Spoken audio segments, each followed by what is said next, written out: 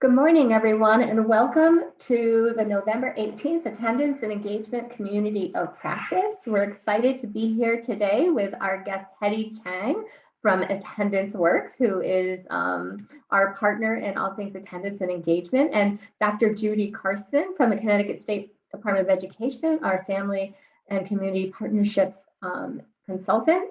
And we're going to get started right on time because we have a full agenda and we appreciate everyone's time for being here today. So today's topic is deepening relationship building and engagement. We actually are building on what we did in our October community of practice, and this theme of relationships. They're key to engagement of students and families. So I'm going to go to the next slide, please. Welcome introductions. I also have Jay Brown here from Connecticut State Department of Education from our Bureau of Special Ed. He's helping us today with our community of practice. And the next slide, please. We want to hear from all of you. If you could please put your name, your position, your district, or your school, and something that keeps you hopeful during these challenging times into our chat. We'd love to hear from you and learn who's here today. So your name, your position, your district or school, and something that keeps you hopeful during these challenging times.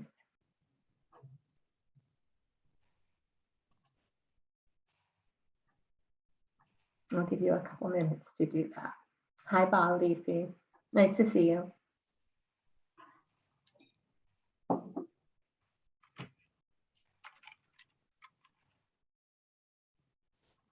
Hetty, what's keeping you hopeful in these challenging times? I know we've been spending a lot of time together. What's keeping you hopeful? I was just going to say, what I find hopeful is I get the pleasure of working with dedicated educators across the country who I see using this challenging time, despite the challenging time, to think out of the box about how they support kids and families. And Kari in particular, I will say the LEAP program in Connecticut has made me hopeful because I've seen people, really use those multiple visits to build relationships with families. And we've seen it grow, and the commitment of educators to doing that work. It's just so inspiring to see folks engaged in this work and so committed to going beyond despite some of the challenges we face. Yes, that's right. Thank you, Hetty. For those who may not be aware of LEAP, it's our learner engagement and attendance home visiting program here in Connecticut in 15 districts, and it's really taking off and having great success and getting very positive feedback from our home visitors and our families. Sonia, being in classrooms watching children, excellent. Let's see, and Molly Durand, as a LEAP program manager in Bridgeport, I feel hopeful that districts recognize the benefit of strengthening relationships with families. Yes, thank you. Kari Howard, or is it Carrie? I'm not sure. Sunshine and laughter with peers keeps me helpful. I love your name, Kari. And so that is wonderful. If you can continue to add your hopes, what makes you hopeful in these times? I know having colleagues and folks in districts that we work together, we struggle and we overcome the challenges together, we communicate and strengthen our own relationships, right? And so from the state to the districts to national partners like Hetty, I want to end CERC. I want to thank everyone. So we're going to move on to the next slide, please. So I'm Kari Sullivan with the State Department of Education, and this is our team.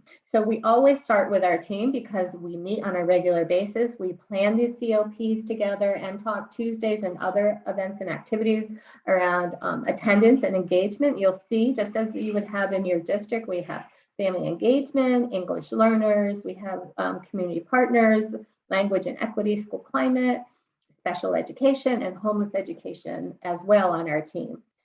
And we need to add health on our team too. That is something we need to grow. So the next slide, please. All of those names, just so you know, are hyperlinked. So this slide just kind of kicks off our community of practice. They're systems of collective, critical inquiry and reflection focused on building a shared identity and collective intelligence garnered over time. If you're just entering our COP, if you could put your name, title, district, or school in the chat and something that makes you hopeful, that would be wonderful. Thank you. Next slide, please. So our agenda today is I'm going to do welcome introductions and some updates from the state very quick, and then we're going to jump right into it. Why Tier 1 relationship building continues to matter. We have to take care of that Tier 1 to make sure that students are not moving over into Tier 2 attendance situations and engagement situations. Characteristics of high impact engagement and relationship building. We're going to talk to each other. We hear that that is one of the most important parts of this COP is talking to each other. And we're going to discuss what are promising and proven Tier 1 activities taking place in your schools and districts. And we're going to have a closing discussion on how can districts build school capacity for relationship building and engagement. So we have a lot to cover, but we have a lot of time to talk to each other too. So the next slide, please. So what's new at CSDE and partners? If you are not familiar with the superintendent's, next slide, please. Superintendent's Digest. It's on the front page of the Connecticut State Department of Education website, and it's updated on a regular basis as information is released to the to superintendents. So I just grabbed a couple of things. The Performance Matters Forum is going to be on December 8th, and registration's open. We are going to have a breakout room on attendance and engagement. Some of your colleagues from districts or some of you may be presenting on different topics related to attendance and engagement. We have our new policy regarding screen and stay. You can find all the resources here about that, so that students, there's new guidance on when students have to stay home if they're exposed to COVID. Very important so that we don't miss too much school. And then there's the remote learning FAQ, which has been just released in the last week or two about how you can engage students in remote learning who are affected or impacted by COVID-19. That tends to be just about the only reason that you can have remote learning at this point in Connecticut. And the next slide, please. So track data early and often. It's early, but it seems early, but the September data is now available. I'm going out of order, but we now have September 2021 data for all schools and districts. And on this slide, which we will PDF and put in the chat if we can, and we will send out as soon as we can. All of these data reports are available. Some of them are average daily attendance, some are chronic absence. You can download these reports, find your school, find your district. The first report is attendance by student group and district. So you'll find your students with disabilities, your ELs, your free and reduced lunch. You'll be able to identify in September who were those populations of students who are missing the most school.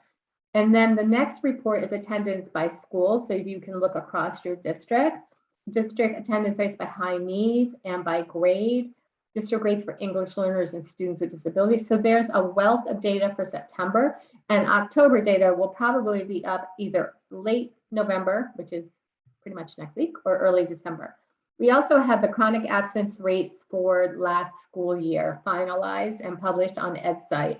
And so there's a link here for that. And you can look at the state, district, school, and school student groups. Hetty's going to go over the results of that in a few minutes in the next couple slides. So that's what's new in a nutshell. I didn't want to cover too much, but I wanted to make sure you had access to key elements of resources. So next slide, please. And it's my pleasure to introduce Hetty Chang from Attendance Works, who's going to talk to us about why Tier 1 relationship building matters. Thank you, Hetty. Thank you. And I want to acknowledge, Cara, we've got almost 40 folks here, and we are right up next to the Thanksgiving holidays. So I want to say this also makes me hopeful. You have such a dedicated group of folks committed to learning from each other here in Connecticut. Another thing and this is a reason why relationships matter is actually your data shows this matters more than ever. If we go to the next slide. So this is data that many of you've seen. but we know that chronic absence grew pretty significantly across the country and in Connecticut. And we knew especially it grew for those kids in remote learning. That's that blue line here. And you see these kind of troubling patterns, really high levels, stayed really high in elementary, increases in middle and high school, has this jump up in 9th grade. And then it's a little sometimes hard to interpret exactly what's always going on at the end in high school, because sometimes some of the lower levels as kids can even be dropping out. That can affect some of the levels. But that high level of chronic absence is incredibly indicative of the need for additional outreach and engagement. Unless you have relationships are what motivate kids to show up back to school. Relationships are what help you unpack and understand what's happening when kids are chronically absent. And we know that when kids miss school, the worst thing you can do is engage in punitive action and scolding. The best thing you can do is just say, what happened and how can I help? And it's only when you have relationship that you can do that. So last year's data showed that you need to engage in relationship building. And let's take a look at that first month of school data.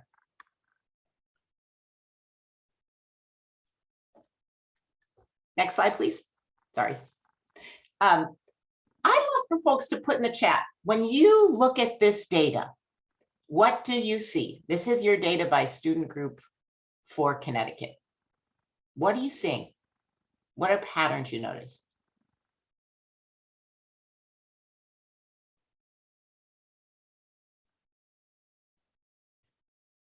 And as folks are noticing, I'm going to ask Judy, what are some things you notice about this? And we see 2021 is higher than all years. Yeah, it's a little bit higher. But Judy, what else do you notice, for example? I'm noticing as we move through the breaks, the subgroups, really very concerning about homeless students, although they are moving back into the classroom this year. So while there's still higher rates than all the others, they're coming back in the classroom. There's a little bit of a difference between all students versus the subgroups, whereas the absence has grown in the orange bar. In most of the others, we see the orange bar is lower than the blue bar. Yeah, so I think that's a really important thing. You have extraordinary high level of chronic absence in kids with high needs. Unfortunately, that's not uncommon. That's what we've seen across the country. You've also actually seen some reductions from last year. I actually want to tell you all is that seeing reductions from last year is not what I'm seeing in many places. I've been seeing it and growing even further, but you all have seen some reductions. There's not great data, it's spotty right now. You're seeing a few districts. You actually are the first state in the country to release any data on the first month of school. So it's hard to have a complete comparison. But the other thing that folks are noticing is that it's generally lower with students without high needs, but students with high needs, without high needs, have actually grown a bit this year. One of the implications, and Amanda, who's not here with us, Amanda Pickett and I were talking on a call before, that in some ways, this is indicative. If you're seeing some student groups growing, like students without high needs, and the groups that you typically provide a little more targeted resources are starting to see a few reductions, this is actually indicative of the fact that everyone needs that tier 1 relationship building. Because it's when you make sure that's there for everyone, we can address some of those pockets of growth, right? While ensuring a strong foundation for all kids, including those with higher needs.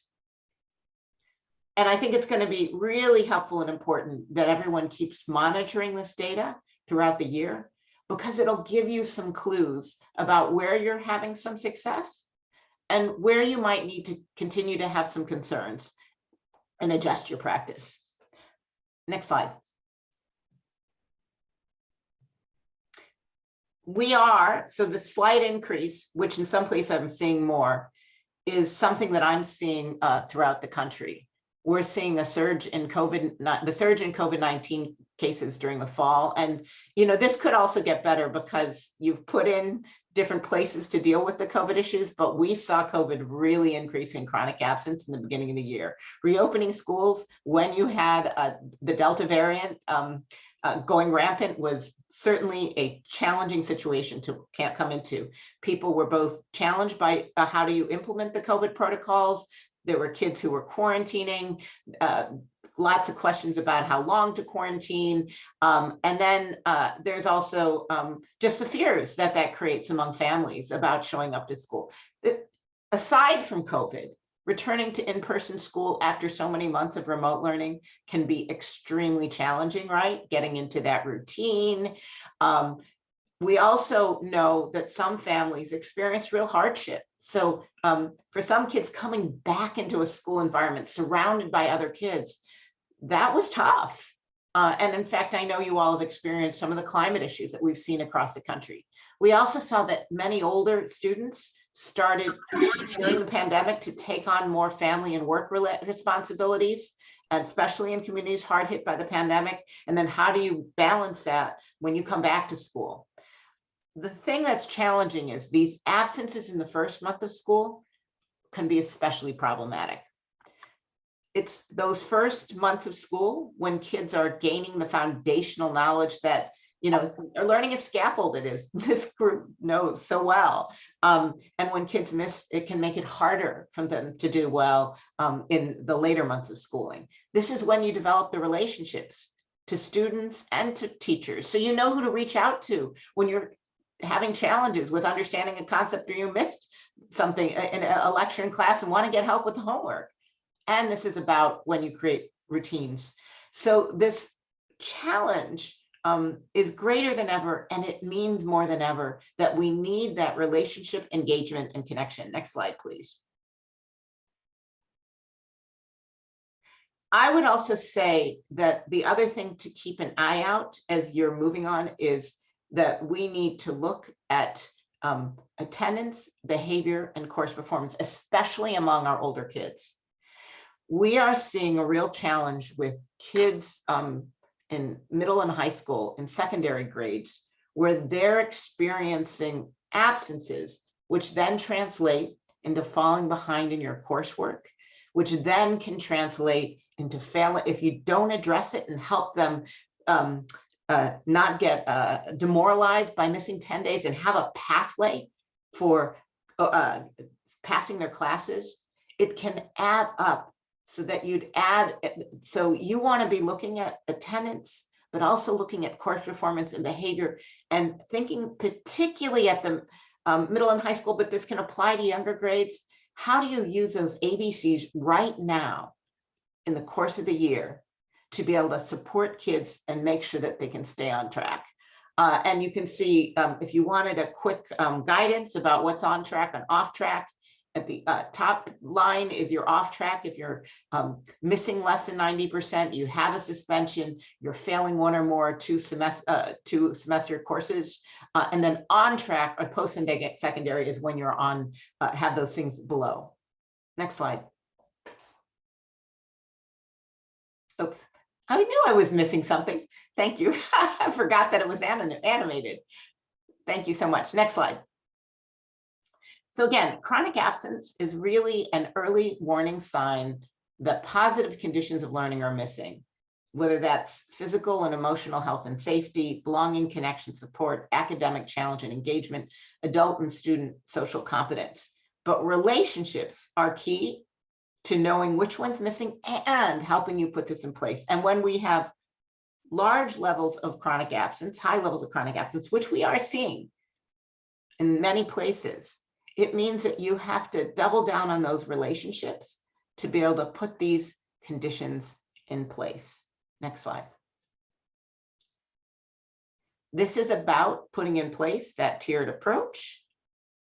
And I think what's particularly about, next slide, is investing Next slide, please. In those foundational building blocks of school that will promote engagement that might have gotten eroded somewhat. This is what I mean by tier 1 relationship building is even more important than ever. That might have gotten eroded in the craziness that we've had with COVID. I'd be curious about, from this group, just for a second, when you look at these foundational whole school supports, are there particular ones that you are finding that are helpful for staying connected to your kids? And put in chat that you've been able to use so far this year to make sure that that engagement, that core support is there for your students.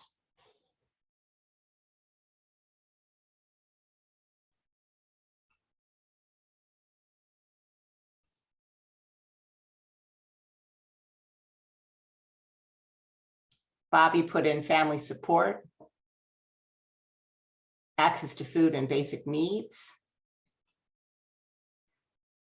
I'll share that in one school, a middle school that I was talking to, they're finding their advisories really essential. Again, if you go back to when kids in middle or high school miss a lot of time, it can be really overwhelming and challenging.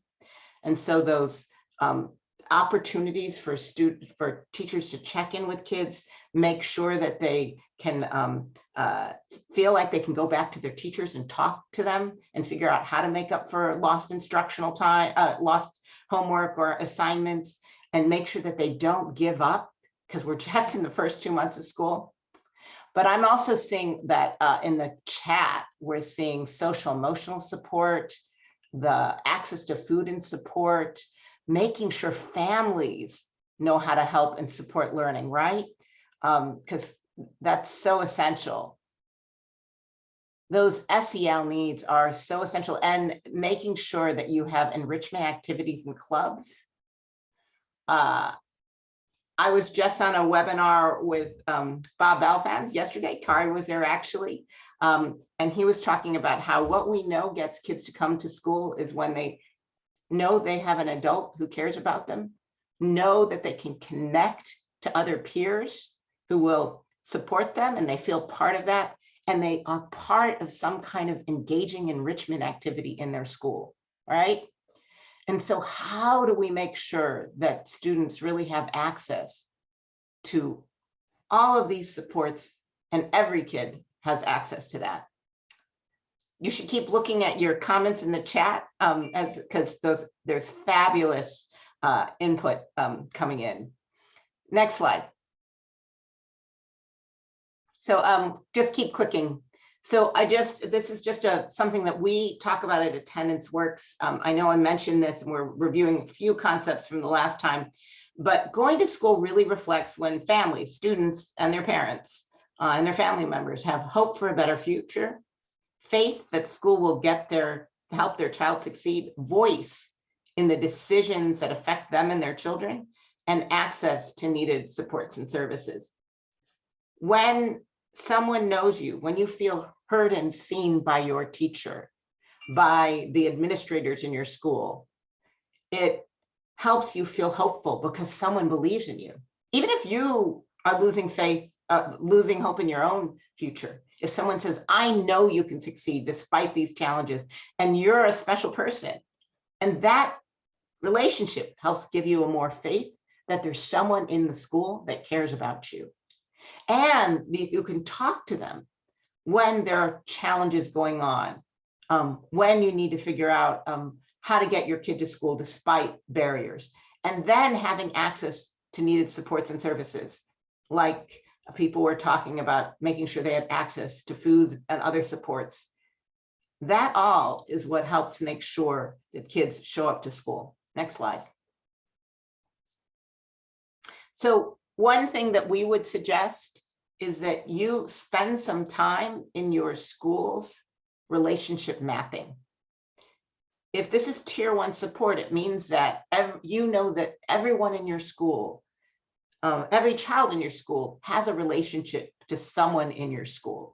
So this relation mapping, which you can download, this allows the adults in the school to do a quick visual snapshot. There's both a virtual, there's a remote virtual, and there's also an in-person version of this exercise where you map out all your kids, you see who's connected to them, and you see if there's some kids who you're concerned about and who might not have any relationships. So this is a really effective tool for making sure you can check, am I building those relationships for everyone? And with that, I'm going to turn it over to Judy, who's going to talk to us more about what is high quality relationship building and engagement. Oh, actually, you know what? Let's keep going. I think I have one slide there that I was going to present before turning over Judy. So keep going next. This is something I wanted to offer up. I think the relationship building that we're talking about is both with families and with students. And one of the key places that we do that relationship building with students in the classroom, and I'm just going to mostly pay attention to the far, I guess that's the left-hand side on my screen, hopefully your screen, of what makes relationship meaningful, particularly in the classroom and in our work with young people. It's when there's an expression of care. When through the relationship you challenge growth, you can say, I know you can do better. I know you have so much potential. I know there's possibilities for you. You provide support. And here's how I can help you to get to that goal. You share power, so that's part of collaborating on helping make sure the solutions that you're coming with for how to help a child succeed, the child has some voice and agency in it, and you expand possibilities. You help them see all the different options for themselves in the future. And this is something that I know that Amanda Pickett and others have worked on with you all, but I want you to keep in mind, some of this engagement and relationship building is what happens, much of it has to happen in just a daily course of how you support kids in schools through their classes. And this is a great guide and a reminder of how you organize classrooms. It's not about doing a new class, it's about doing how you teach your current class in a way that builds relationship and builds connections among students. And now I'm going to turn it to Judy to talk about families. All right, thanks, Hetty. Next slide, please. So we want to talk about high impact family engagement. We do a lot of things in schools under the heading of family engagement, but we have a lot of research now that helps us link the activities we're doing with the outcomes we're getting. And higher impact means impact on student achievement. So I'd like you to take a look at this slide. And if you would, in the chat, what do you notice about those activities that are on the far right, that are kind of in that lavender circle? What are some characteristics of those activities you're noticing?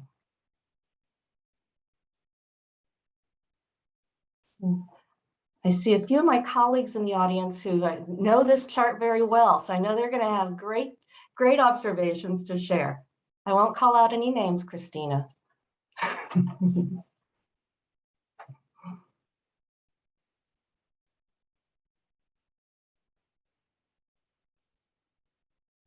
It involves, they're two-way, thank you, parents, it's contact and connection. They're personal.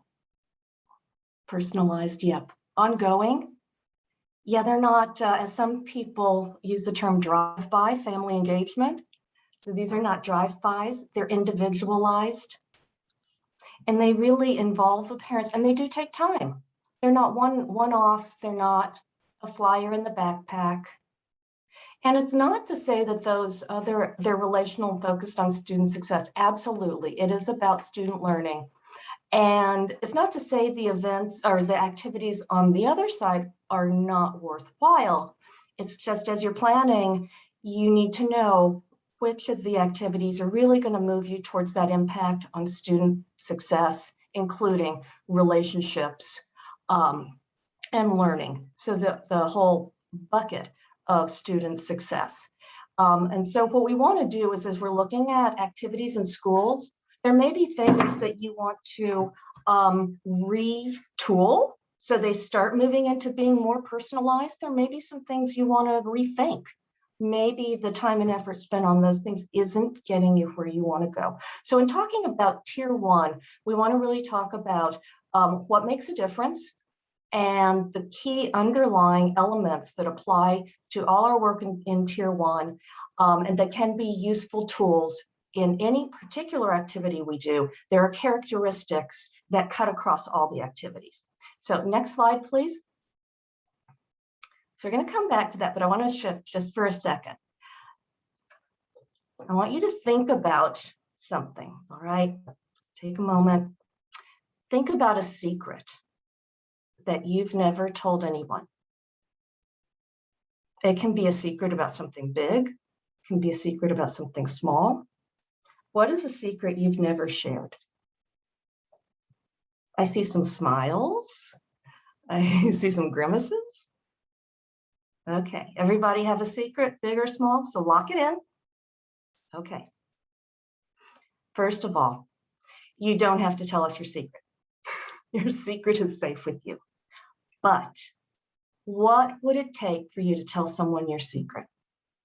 What would the conditions have to be for you to feel safe revealing your secret to someone? Who would that someone have to be? You guys are so good. You're already jumping into the chat. You know what? Let's just do that. Next slide, please. I was going to have us do a Mentimeter, but in the interest of time, and since you're already so active in the chat, let's just keep that going. Thanks. Thank you. Safe environment, trust. What else? Oh, go back one, please. Okay. Supportive. You have to have a connection with that person. What are some other words? Shared experience. Non-judgmental. Oh, yep, that's a big one, feeling judged. And the sense they want to hear you, and they're a good listener, and they're kind. Kindness goes a long way, doesn't it? These are excellent.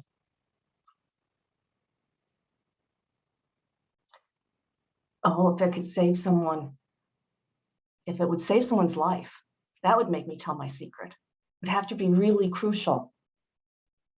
And they said a positive tone. They won't use the information against me later, right? There's a lot of vulnerability with revealing something so personal, and they make you feel comfortable.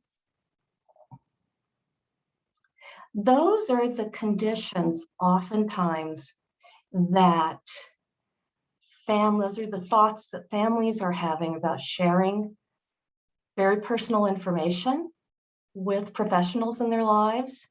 And that the comment about if it would save someone's life, families do kind of just like take a deep breath, and if it's going to help my child, I'm going to share this. But how vulnerable, and as parents, we know there's nothing more personal to us than our children. So there's a real sense of vulnerability on the part of parents sharing with an institution, sharing with professionals.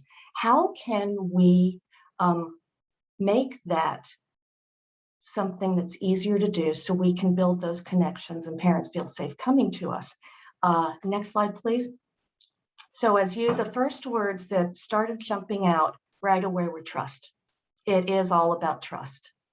And Kari opened it up. It's relationships. There is not a relationship without trust. It can't happen.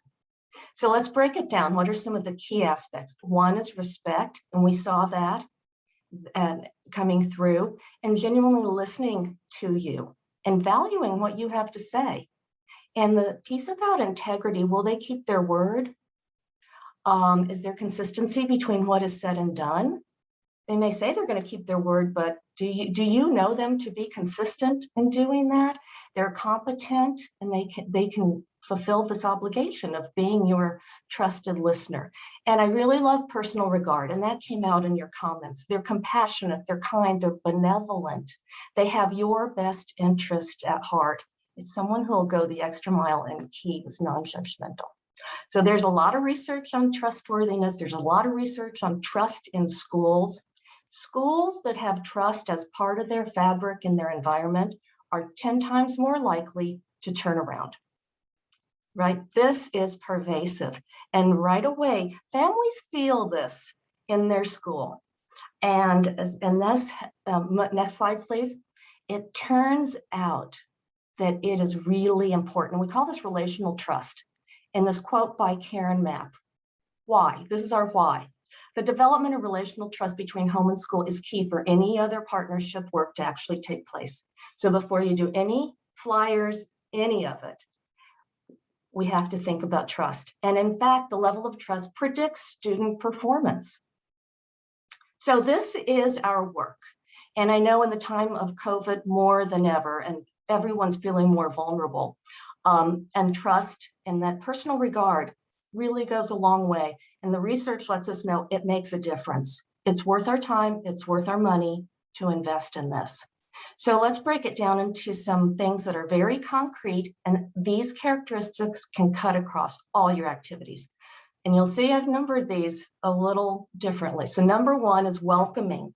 Do families feel welcomed? Are they actively welcomed and they feel like they're in a safe place? And what might make someone feel unwelcome? Let's talk about that for a moment. So as an analogy, imagine you just moved into a new neighborhood and there's a block party. You get a flyer in your mailbox. Come to the block party. You're brand new, you don't know anybody. Do you go to the block party? Probably not. I'm unpacking, I'm busy. But what if your next door neighbor comes over and says, hi, I'd like to introduce myself. You just moved in. We're having a block party. We really wish you'd come. Okay, maybe. The neighbor comes over and says, hi, how about I swing by and I pick you up? We go to the block party together because I'd like to introduce you to some people. Well, now I'm feeling like maybe this might happen. Or maybe I say, no, thanks, I'm still unpacking. But the next block party, if that neighbor comes back again and says, oh, we missed you at the last one. Let me swing by and take you to the next one. Higher likelihood, right? It's actively, it's persistent. That's what welcoming means. And let me tell you another thing about welcoming from a lot of research on that. One of the keys to making families feel welcome is their student wants them to come. So the teacher has communicated to the student, I'd really like to meet your family. I'd really like to see your family at this event. Please let your family know how much I'd like to meet them. And in school family relationships, we really don't talk about the student enough. It turns out the student is the most consistent messenger between home and school. And students really do have a lot to say about how they'd like their families and teachers to communicate to support them. But in this works, we talk about the adults a lot. The student is really key to this. So as you're looking at student engagement, let students know how much you value their family. And they'll carry that message, and that's going to move us closer to that feeling of trustworthiness. The two-way conversations, and you saw that in the chart, it's personal, it's in real time. I know we do a lot on apps. Apps are great tools, but they don't take the place of a relationship. There has to be some real-time investment, because how can I signal to you I'm truly listening on an app, right? So we have to have that real-time commitment. And I know it's hard to do. Time works against us in this field. Student-centered, what families want to know, the main question they have shows up in the research in Connecticut and elsewhere. What is my student learning? How can I help? That's the hook. In family engagement, we're really good about giving families information about things that have already happened, reporting grades, reporting tests. I can't take action on something that's already happened. Families want us to telegraph what's coming. That gets their attention. And how can they help? And that's that supporting learning at home. So number one has to come first, and I labeled trustworthiness again as number one, then our conversations where we truly listen, and then anchor it in student learning. And these items, if you can look at every activity you do and say, as a result of this activity, do families know more about what their students are learning and how they can help? And do they feel they've been truly listened to? If you have that checklist with every tier 1 activity you do, much higher likelihood of success and moving to those outcomes that we're trying to get to. So with that, I want to turn it back over to Hetty. Thank you so much, Judy. It is such a helpful thing to remind us about what we need to look for. We kind of know these things, but we so easily forget them, especially when we're faced with the shortness of time. And I also think I want to acknowledge you have the fact that we're seeing higher levels of chronic absence than ever before mean we have to deepen our ability to put this in place. And if you go to the next slide, that's what this next part of this conversation is about. We want to be able to have a chance to hear from you about how are you deepening, expanding, ensuring that every student in your school buildings have access to meaningful engagement and relationship building. Next slide. So this is how it's going to work. The question is really just about sharing. What are the promising improvement tier 1 activities taking place in your districts, and what impact are you seeing from that? And we're going to actually, you can sign up, and Greg is from CERC is going to help us, should have sign up options. So if you want to talk about this for preschool kids, you sign up for that. If you want to talk about this for elementary school families, if you want to talk about for middle school families, or you want to talk it for high school families. Hopefully we'll have enough, and I think we've got 40 something people, so we should have pretty nice sized groups. And if you see that there's not many people in a group, you might want to consider, whether you want to, or too many people in a group, whether there's another group that would benefit you, so we even out the groups. Here's my rules, our rules, because we're going to spend about probably more like 15 minutes in this. Turn on your video camera. I want you to briefly introduce yourself, turn on, and then let everyone know who's in there. Then as you're speaking, raise your hand. You can raise your hand to speak. You can ask clarifying questions. You can explore differences of opinion. You can also use the chat in your small groups to make sure that everyone has a chance to talk. I'm also going to encourage you all to go onto this Jamboard, which I'm going to ask Jay if he can go there for a second.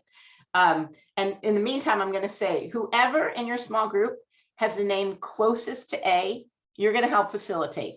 We're going to be random, but whoever's closest to A, you're going to help facilitate. And if you don't see everyone turning on their cameras and introducing themselves, please help us make sure that happens. Whoever's the last name is closest to Z, you get to report out. All right. And then let's just show on the Jamboard for a second. Jay, can you, Kari, can you put it in the link? And then Jay, can you put it up there?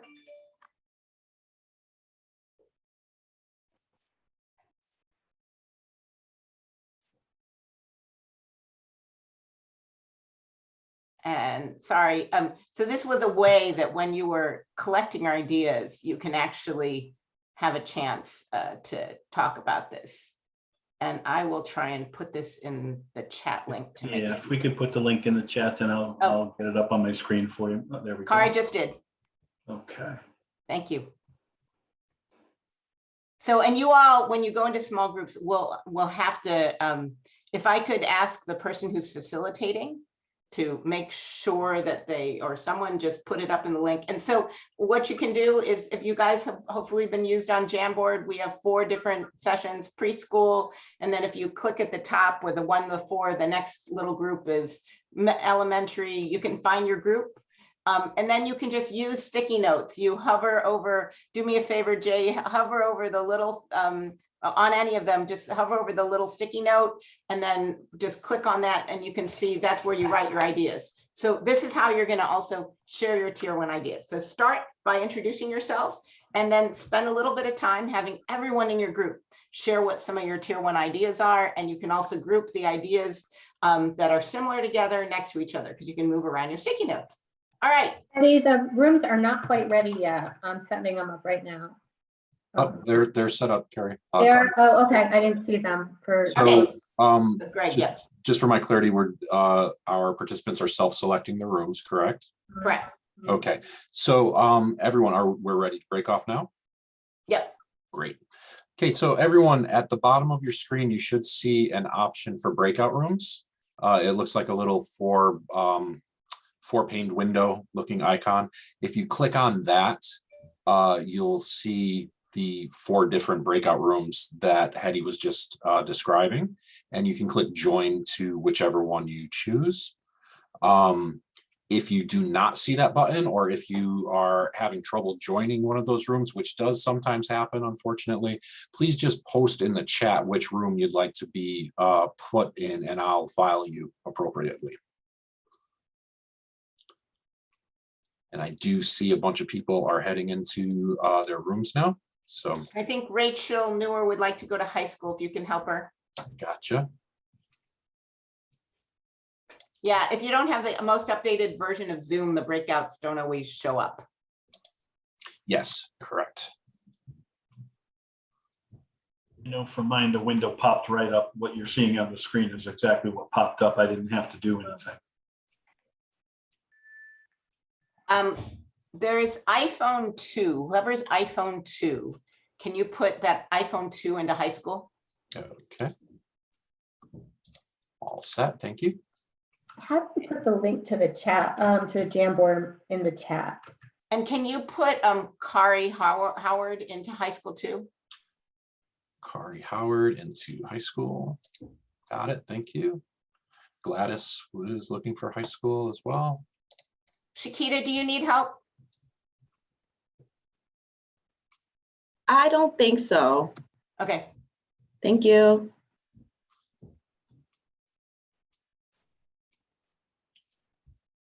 You've and got- Megan, I don't know if you need, oh, she just gone. Okay, just making sure. Looks like the folks at the top of this are the folks that are still not joined. Some of them are us, so. Yeah, Janae, is it Flores Middle School? Got you, just noticed you. Sending you now, thank you. and then can you do us a favor, Greg? Can you take the, use your announcement function to Sure. broadcast that, the Jamboard link? Sure, will do. And then it looks like there's no preschool. I wasn't sure if there would be or not, but we've got decent middle, elementary, middle, and high. Judy went over high school. Kari, do you want to, or Jay, do you guys want to run into any groups? And we can join and then come back out, right? Yeah. Yeah, yes. Jay, what would you like to do? Middle school or elementary school? I think I'm gonna jump into middle school if that's okay. Okay, so I'll go to elementary. All right, so I'm gonna unshare this. Okay. And then I'm gonna go. Okay. And I may bounce around a little bit. Did I not unshare it? No, that's a new Sure, share. it's still up. How do I unshare it? Oh, were you sharing the Jamboard?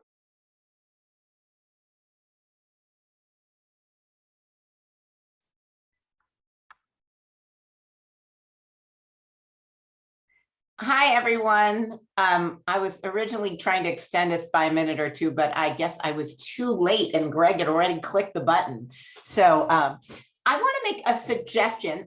If you want to, even as we're starting to do the share out, you can also just take a minute to go onto your Jamboard and make sure for your elementary, middle, or high, if you click on the Jamboard and then you click at the top, you can go to each one of your sections. Make sure if you are putting in a key idea for your group that it's on your group. So just take a moment. I want to make sure you have such rich conversations going on. So if elementary, you take a look at it, and then the middle school group, just taking a quick look at all the stickies on your middle school tab, high school, take a look at your tab. And then I don't know if you were able to take stock of whoever was the person whose last name is closest to Z. But in a minute or two, we're gonna ask you to both look at your, to share a little bit about some insights gained, and we'll take a look at your Jamboard at the same time. So just for, I don't know, another 30 seconds, take a look at your Jamboard ideas, and if you want to add anything to it, that would be great.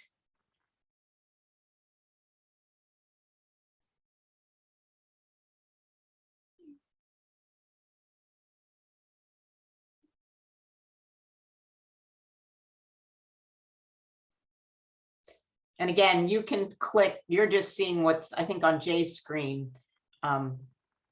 If you click, Jay, just go, let's take a quick look at how we're doing on middle, if there's anyone adding, and then I'll take a quick look at on high school. So It's actually my screen right now. oh, thank you. Thank you, Greg. Sorry. No problem. All right. Anyone more adding? High school, anyone more adding? A little bit of work going on. That's good. All right. You all now have fair warning. So let's go back to elementary for a second. Who's reporting out? We didn't decide, but seeing as my last name is Zingler, I'm assuming it's probably me. And it's tiny for me to read, but I'm just going to kind of try to talk about our big topics. So we started off talking about just SEL across the board for all students, and really the social emotional learning and the importance of that. We talked about the importance of communication with families, offering virtual meetings as an option which has increased attendance, using things like apps, which, whether it be Seesaw or Parent Square, to really have that two-way communication. And the idea that both of those have translation available too is really nice. We talked about the good old-fashioned phone call and picking up the phone and just really connecting with families, the positive calls and those things.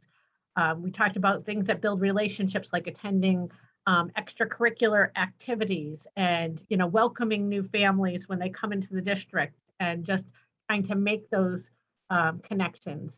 We talked about using data and really looking at our data at the school level, district level, and disaggregating that data. So we're really looking at what might we as the adults need to do differently to support our students. So those are some of the, and then taking that restorative approach and really thinking about, this isn't about consequences, in the punitive sense, but really what are some restorative kinds of things that we can do. Great. Anyone from that group want to add anything? Fabulous. What great ideas. Really appreciate it. Okay, let's go to the middle school folks. And whoever's name is closest to Z, you're it. Okay, so that would be me. So we had a really great discussion about some of the exciting things that are happening across the state and some really interesting pockets. In New Haven, for example, they are celebrating literacy as a way of engaging families and students. They are invited to participate as the characters and conduct the read aloud. So instead of sort of just passively accepting a read aloud, they're part of it. They're inviting national and local artists from across the country and across the state to participate in the Read Across New Haven events that are coming up, really as a way to put literacy at the center. Some of the other folks on the call were taking some ideas, considering a literacy breakfast and what that might look like.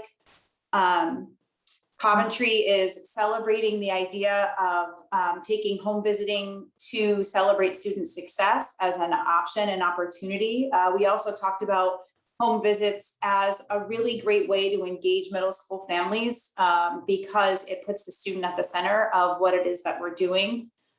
We talked about East Hartford's plan, where we dedicate one Tuesday a month to family engagement. And that means that staff members during their contracted staff meeting time have the opportunity to connect with families, and all of those connections, be them virtual, phone, home visits, whatever it might be, are focused on relationship building and those valuable connections.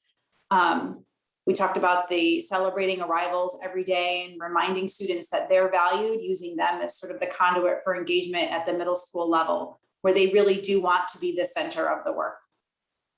I hope I covered everything.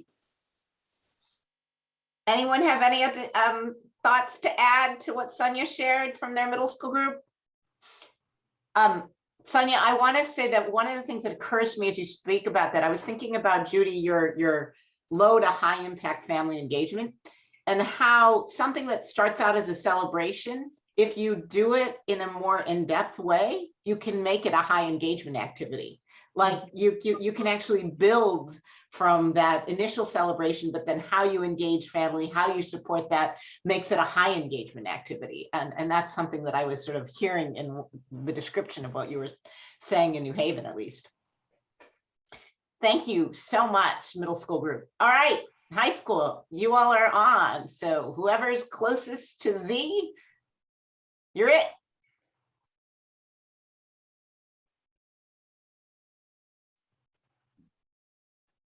Any ideas who that might be? Probably me, Tar. All right, I'm Bobby. closest please. to A and closest to Z, so I get to go again. So we broke it down into categories, kind of talking about different incentives to promote attendance, behavior, more family supports. How can we engage the families more? What things are in place to engage families? What were some of the ideas that people were doing within their schools? If you look at the bottom, those were some of the rewards that are currently being used in different districts. I know one district talked about they can't use food incentives anymore, so we were kind of exploring what some of the other incentives might be. Talked about service and service related needs, needs for families as well as for the students and what we can provide. A lot of it was about going outside, going into the community, see what's available to support our students as well as our families. So we broke them down, and you could see how they're broken down there. Team meetings, lunch groups, SEL support for the whole family, school-based health centers opening, which will provide additional supports, time after school, the small things like the gift cards to Dunkin' Donuts, school store, get to spend a couple of bucks there, raffling off the principal's parking spot. I think that's great. I don't know if the principals would like that, but especially in the winter. Talk about community engagement. How can we get our communities involved in supporting our students? Because that's a big piece, I think, but you know, that's where we kind of were. I'm curious, in the high school group, did you have any ideas about where you maybe engage high school students in supporting other students, younger students? Because that can be another form of engagement and connection too. Yeah, we talked about with the teen center. So you have the older ones bringing the younger ones along. We didn't get too in depth there. We kind of just got to get these together. Mm-hmm. Added that to mentoring. I thought I posted something about mentoring in there. Did I miss it? Did I delete it? Was it deleted? You still can add it, Christina. Because I was talking about, I posted something about that partner with community partners to bring in, or local businesses to bring in mentoring, and then also the peer mentoring piece. So like a 9th grader with a 12th grader or something similar like that. So thank you. I thought All right. That's fabulous. I will also say that some other places that I've seen on high school it's those pathways, career pathways. They deepen the career pathway so that it's both using the education, so the kids seeing where they're trying to go, using those experiences, but it's in that career pathway and even their internships and what they're doing. So you're also trying to create paid internships that then maybe reduce the need for kids to work outside of school, but in a way that's actually contributing towards where they're going with school. Go ahead. We're actually working with the Windsor Chamber of Commerce around career pathways and a few businesses in town to figure out how to recruit other businesses to have those opportunities for our high school students. That's fabulous, Christina. Thank you so much. You guys, well done. This is really exciting. We also now have this visual record that we can make sure becomes available. And now let's go to the slide deck again, because we're gonna shift. Yep, next slide, please. We're now gonna talk a little bit more about how districts can build capacity for relationship building and engagement. Clearly, the school site is where the rubber hits the road. But what districts do, and you're mostly working in districts here, is essential to building that capacity. And, actually, why don't we stop sharing for a second on the slides? And I want to invite a couple of districts to talk about their thoughts about their roles and the strategies that they're using to effectively build school site capacity. And I know we've actually queued up two folks to give us a start. So Sonia with East Hartford, would you start? And then we're I guess Elsa and Sonia, and then we're gonna actually ask Waterbury to share some of their strategies, and then we're going to open up for whoever would like to share. So, East Hartford, take it away. Hey, thank you. So we're really excited here in East Hartford. Elsie Torres, who's also on the call, I think she's on the next screen, so I can't see her. But Elsie is our assistant superintendent and leads our attendance work here in the district.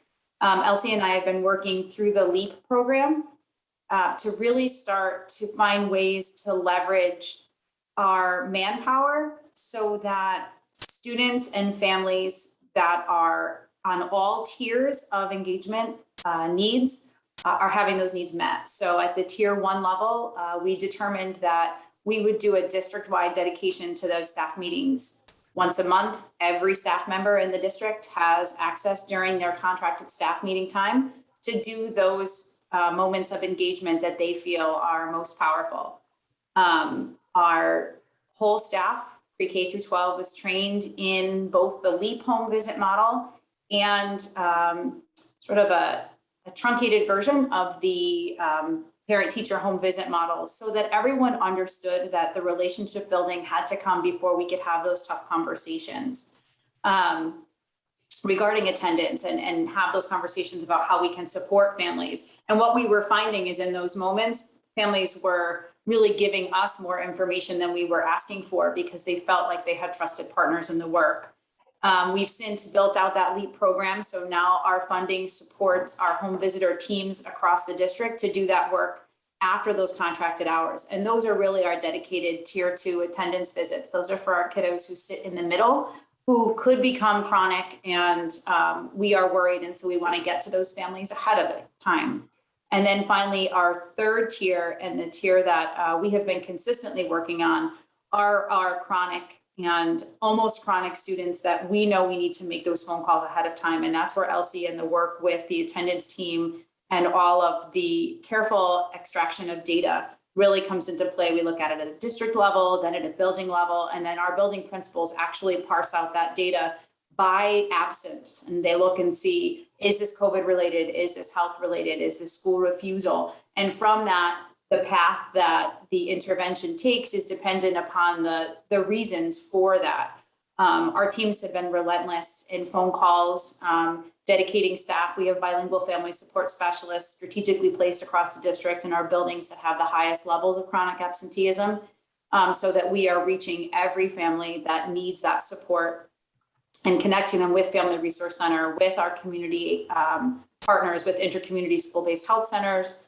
I think the work that we are doing is relentless, for lack of a better term. We want every kid coming back into our building, and we are celebrating the willing first. And we are making sure that it isn't text messages, that it isn't robocalls, that these are people at the other end of the line every day talking to families and saying, hey, how come you're not here? And at the high school level, we're knocking on doors and talking to kids. What are the plans? How can we get you to school? What can we do? Awesome. So I think that's in a nutshell. Elsie, if I forgot anything, please chime in. Is Elsie here? I have a feeling She hasn't come back. she might be having internet challenges, which is sort Yeah. of the name of the game in these times. Oh, yep. Any questions for Sonia about what they're doing? So yeah, I know that a little insight is you targeted, and I just want to share this because I think it was a great strategy, your 9th graders over the summer to prepare all of them, I believe, to come back to school. Yeah, we have roughly 400 high school students that come to us from 8th grade every year into East Hartford High School. And we were able to reach through the home visit model over the summer. 54% of them were reached before August. And then between August and September, another 22% of them were reached. So we really made a dedicated effort to that transition year, knowing how hard it was. At the middle school level, they targeted our 4th and 5th graders, primarily going into 6th grade, and then our children from the year prior who spent their 6th grade year in remote learning fully, to make sure those kiddos who are coming into those middle school buildings were really supported. And so that was our focus over the summer, were those transition calls. And then I have to give a shout out to our pre-K team, because Head Start is part of our pre-K model, as is school readiness. Those family representatives who work so closely with those families, they are there every day calling. It's really important that your pre-K child comes to school every day. We want to teach good attendance right out of the gate for our youngest learners. And so that's been really successful in sort of building that capacity as we move forward. I had a question about something you said in the very beginning, because I love the way you're combining universal and tiered. And in some ways, your transition grade is making universal for all those kids in then transition grades, so that then if you come in with more intensive supports later, you've still got a base. But you were also mentioning that you would allow teachers to use part of their time. So this is not for professional development, it's for them to actually engage in those relationship building activities while Yes. they're paid. Yep. So our teachers are contractually obligated to attend at the secondary level. It's 2 staff meetings a month and then 2 departmental content meetings a month. So one of those staff meetings at the secondary level, oh, my lights just went out in my office, sorry. One of those staff meetings is dedicated time where staff are expected to be engaging with families. And it can be a phone call. It can be a virtual visit. It can be you're making the phone call to set up a virtual visit for another time that's convenient for a family. It could be our teams at the 9th grade level, 8th grade, 7th and 6th grade level do team swarms, where they will go out into the community, because our 9th grade, our high school mascot is a hornet, and our middle school mascot is a falcon. So it makes sense that they swarm. And so they will swarm homes and leave lawn signs, celebrating families. That is something that developed kind of organically at the middle school. We presented that idea about 4 years ago, and slowly over time, our middle school was the first building to really adapt that practice. And now we're building it out across the district, and it's slow to take hold. I don't want anyone to think that this is just something that every staff member is magically doing and the buy-in is 100%. It takes time. And our staff members are nervous. This is a different way to function. I've had some feedback, well, I'm not a social worker. This isn't really my job. This isn't the kind of work that I'm comfortable doing. And so, we say, we're happy to meet you where you are. Make a phone call, send a postcard, whatever it is you need to do. But now we're saying no postcards. Now it has to be a phone call. Now it has to be a virtual call. So it's just the idea of building the capacity, meeting our staff where they are, but they get one Tuesday a month. Elementary, the same thing. Where that's the expectation. And then at the preschool level, because of the programmatic structures we have in place, they're required to make a home visit for every preschool student that's attending. So our preschoolers came into this year, each one of them having had a home visit with either teacher and family support staff, or just teacher or just family support staff, depending upon the program that they're enrolled in our early childhood learning center. Thank you so much, Sonia. And I want to notice the call out from Lynn Stevens at Bridgepart, saying she loved the idea of an administrative share with powerful moments of engagement. Yeah. With that, I'm going to ask Kanisha, could you please tell us some of what Waterbury's doing? Sure. Good morning, everyone. I'm Kanisha Brown. I'm the Family and Community Engagement Manager for the City of Waterbury Public Schools, as well as the City LEAP Coordinator. So our district is fairly larger. So what we were able to do was take the data from last year's absentee rates and being able to choose 8 pilot schools, 3 high schools, 2 middle schools, and 3 elementary schools to kind of target those schools looking at their data to say, okay, these families could definitely use an intervention or some sort of intervention before school started. So we started in the summertime with doing home visits, being creative in how we were able to do those, some community visits, and even working with our community partners. We have a truancy program at the Waterbury Youth Services that's actually working with us now as well. So kind of if they have these families that are receiving home visits also from them or having phone calls because they're having issues with truancy, we're giving a wraparound service, not necessarily stopping the services because they're with Waterbury Youth Services, but also have LEAP come in so they can continue to see that engagement across the district and with our community partners as well. Some things that I wanted to kind of highlight also were that the schools have team leaders that are having meetings bi-weekly with their engagement specialists who are certified and non-certified staff that go in to kind of target looking at the data that is given from the district to say, okay, these are the families that we need to target. And my degree is in social work, so sort of that social aspect of engaging is kind of near and dear to my heart. So even if we're seeing, an increase with the child attending school, we never want to say, okay, they're terminated from LEAP. Still having that connection with them, whether it be through phone calls or high fives in school with saying, I've seen you're coming more. We're happy that, we've been available to your family. And even when we see that too, our district is so unique that we have feeder schools where we're able to see a child that may be in elementary or middle that are in the same household, allowing engagement specialists from both schools to come together and meet with the family. So that wraparound service appears to be doing well. We try to keep our engagement specialists and team leaders encouraged with our weekly meetings. Our monthly meetings where we come in to say what's working well for you guys or where do you see a barrier. We never want to be at a point where we're not chastising or telling parents that you need to get your children to school, but rather seeing as a help to say, okay, what are the barriers? How can we help so that we can get your children to school every day or more frequently than they have been? We developed a resource guide that we were able to create with at least 40 pages for families, whatever barriers they have, if it be medical, mental health, food insecurity, things of that nature, to try to meet that need. Again, I'm a social worker by my occupation, so trying to make sure that we kind of meet those needs for families before it becomes a major barrier. Our engagement specialists seem to be very confident in their ability because they know the students. They're actually staff that are in the school, so they already have that relationship, sort of coupling that with getting the parents involved also.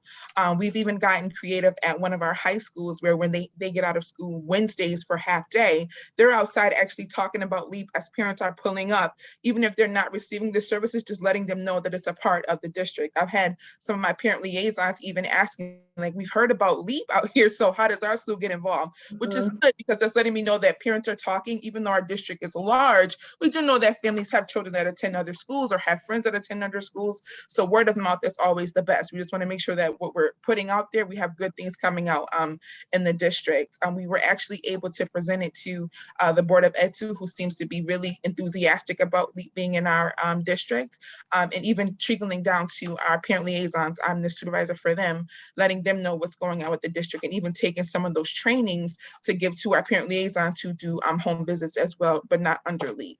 So it seems to be an emerging success in our district. We're very excited. I'm always enthusiastic about adding new engagement specialists or when we hear about the success stories coming from our 8 schools, but it seems to be working pretty well in our district, and we're very excited about it. That is so exciting. I love the idea too that you're using the district knowledge to make sure that you see those families that are actually across different schools. Yes, because attendance challenges tend to affect a whole family. absolutely. And that's so much more efficient. Sonia asked whether community partners helped, were they part of creating that resource guide? Can you say a little bit more about the process?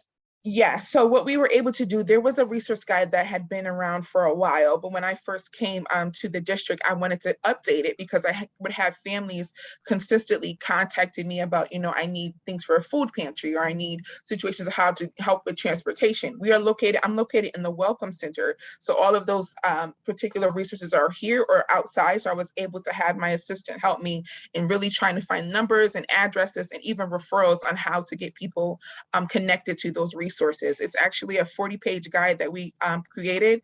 And hopefully once our new website is up, we can actually post it on the Waterbury website. They mentioned that in the Board of Ed meeting, one of our assistant superintendents who would like to use it for the district moving forward, which I thought was great, considering everyone may not be a part of LEAP, but it could definitely benefit all of our students. So. Absolutely. And I think once you get it posted, there may be people on in this conversation that might want to be able to look at it as a resource. Absolutely. So Kari put asking, are other districts conducting different kinds of home visits? Doesn't have to be LEAP, can be other approaches. It also makes me think, Kari, to the extent that we can share some of the trainings. Yeah. How do you have a caring conversation? It might be useful to do that. Cynthia said that Vernon is doing that, yes? Yeah, Vernon is doing it. I know a lot of districts are doing their own home visiting program. That would be great, Judy. I know you and I would love to talk about this to see who's doing parent-teacher home visiting, who's doing LEAP, who would like more support and training, whether it's we pull something together with LEAP and PTHB to do together. But please leave in the chat if you're doing your own home visiting program, whether it's ESSER funds or LEAP or PTHB, and we'll that would be great information. And Kari, maybe I'm just going to put out there, this could be another topic for the community of practice. What makes effective home visits? What are those elements? You know, how do you do that work, and comparing the different resources that people are using to also fund those home visits, and who the different staffing. I could see that being a really rich conversation, because I do think that individualized touch of home visits has become so much more essential. We don't know what happened with families during the pandemic. And I also am concerned that with the rise in chronic absence, there are new kids who are at risk because of some of the quarantine issues, that we have to be able to understand the realities. I especially worry about, like, again, the middle and high school kids, but even younger kids who then maybe experience a gap in learning, that if we could address it early, and home visits might be a solution. Yeah, and I remember I wanted to just say that student and family situations change. What might be happening today could be very different tomorrow or in 2 weeks. And that's why these ongoing relationships are so important for these families. I'm going to ask, sir, can you guys pull up the slides again? Greg, I think, is still in charge. So I'm going to just do a quick couple things to remind you and turn it over to Kari to close us out. So next slide, please. I just want to remind you, at the August COP, they also had some resources about how districts could be really intentional with their practices, thinking about what practice they'll implement, how they're engaging stakeholders, who are going to implement it. There's resources here that are linked again, just to remind you of that. Next slide, please. And it had a whole kind of a toolkit. So if you are thinking about strengthening, expanding, or looking at, like, let's say, home visiting as a practice, you could be able to use this tool to really think about how you're deepening it. And that might be also that kind of ability to step back, reflect, and plan is very much a district function. And with that, I'm going to turn it to Kari to close out. Okay, next slide, please. I'm going to go quickly because it is 11:30. Another slide with all of our partners. Our names are hyperlinked with our email address. So if you have questions regarding certain topics, it's there for you. And the next slide, please, is the schedule, I believe, of our upcoming attendance and engagement community of practice schedule. We are going to cancel the December one. Everybody, I understand, is just exhausted, and it's getting close to the holiday. So our next community practice is January 20th, 2022. Ajit Kapala-Christian from our performance office will be doing the protocol tool for evaluating your data. We should have several months of this year's data by January 20th. So, so please plan that to attend that. And next slide, please. We wanted to get your feedback. We want to thank Hetty and Judy Carson for your contributions today. What a wonderful dialogue, and everyone who participated, dialogue in the breakout sessions and the presentations. And so we heard a lot today, but what will be your next steps? And if you could just quickly take a screenshot of this, or go right to the Mentimeter and leave us some comments, we would greatly appreciate it. And thank you all for attending. I'm not sure if we're going to pull up the Mentimeter or not. Hetty, do you recall? Are we going to pull that up? or All right, do you want me to pull up the Mentimeter? Please do. Let's just, Right. and All right, we'll have that be the final thing that people can yeah, see. I'll do I that. think right Greg's gonna now. have to do, okay, there you go, okay. So if you could do that, would love to see what your responses are. Yeah, I'll pull it right up right now. And thanks so much, folks, for sticking through all 90 minutes. I know, thank you all for all the wonderful work you're doing. Wish you a wonderful Thanksgiving, and we'll see you in January. Can you see it? I can share it right now. Yeah, it's all, people are contributing nicely to it. so- It's not sharing though, Stephen. Yeah, I'm doing that right now. Here it is. All right. There it is. So there's shared resources with administrators to use at school level. Going to check in with schools about the tier 1 efforts, use strategies and best practices shared, focusing on family engagement, asking for families' feedback, what is going well, what can be improved, and support work with the high school on engagement strategies. Yes.